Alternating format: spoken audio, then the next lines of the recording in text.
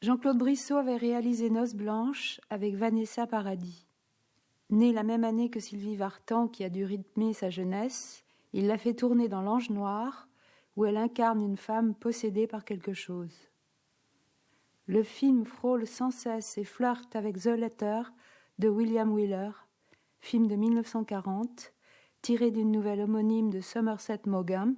C'est un mélodrame exotique avec Bette Davis, qui a l'air d'être une femme au foyer, qui a un amant, le tue de sang-froid, puis fait semblant d'avoir été violée et d'avoir dû se défendre.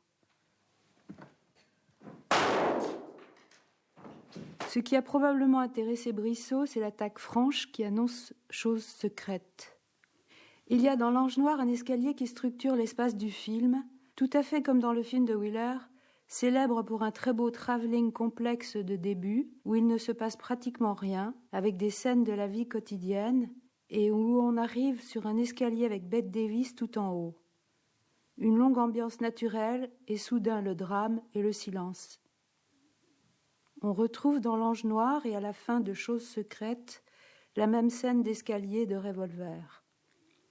Visiblement, Brissot est un cinéphile qui est obsédé par certains cinéastes.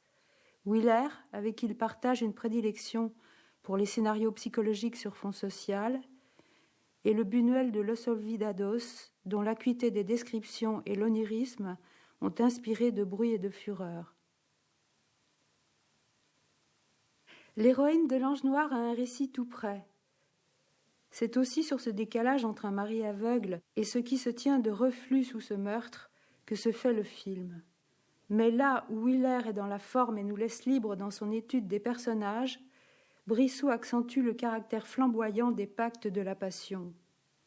La tonalité du film de Brissot est à la fois très romanesque et plus crue. D'autres éléments sont nés de son vouloir et de son désir. Un récit bouclé, un langage dense et les surprises et les rebondissements d'un film bien intrigué. Il y a une théâtralisation dans le choix des lieux, palais, château, prison, et comme une volupté de l'austérité. Entre le film noir et au travers de l'étrangeté l'enquête, il y a dans L'Ange noir une dimension de suspense et d'ombre. L'originalité vient du statut narratif qui pose une femme seule face à un groupe serré. Le centre, c'est elle, et le mari, un grand avocat d'assises, se charge de toute la circonférence des contradictions. Le truand, une idole. Il considère que rien ne l'oblige et que tout lui est dû. Son absence fait mal, sa présence est une torture. Son discours sape l'ordre social, ses actes bouleversent la cellule familiale jusque dans ses valeurs. Rejetée en enfer, Stéphane est olympienne dans l'écroulement. S'étant dépouillée de tout dans sa chute, son histoire garde jusqu'au bout son parfum d'amertume. Les cheminements de la grâce, on pourrait en découvrir les traces et les jalons dans le film. Cécile, une nouvelle figure de l'obstacle.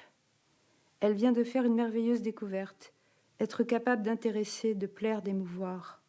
Ses sentiments n'ont rien de réel. L'amour qu'elle éprouve se confond avec celui qu'elle a cru inspirer. Ce qui compte, c'est son immense joie d'avoir pu plaire enfin à un homme. Le mérite du film est métaphysique. Une série de questions sont posées. Des doubles identités, des personnages manipulateurs et à la fois vulnérables. D'autres en retrait qui passent à l'action. Ce qu'il y a en creux, c'est la question de la féminité, la relation homme-femme. Il y a un mystère en elle. La passion participe-t-elle de la poursuite du divin, ou bien est-ce la souffrance? C'est aussi cette interrogation. Qui sont les êtres avec qui nous vivons? Les arrière-plans de L'Ange noir, le trouble charnel des femmes entre elles, deviendront le motif principal d'un autre film de Brissot, Choses secrètes. Une tentative de renversement, où se jouer des hommes, c'est les mettre à l'épreuve d'une autre érotique.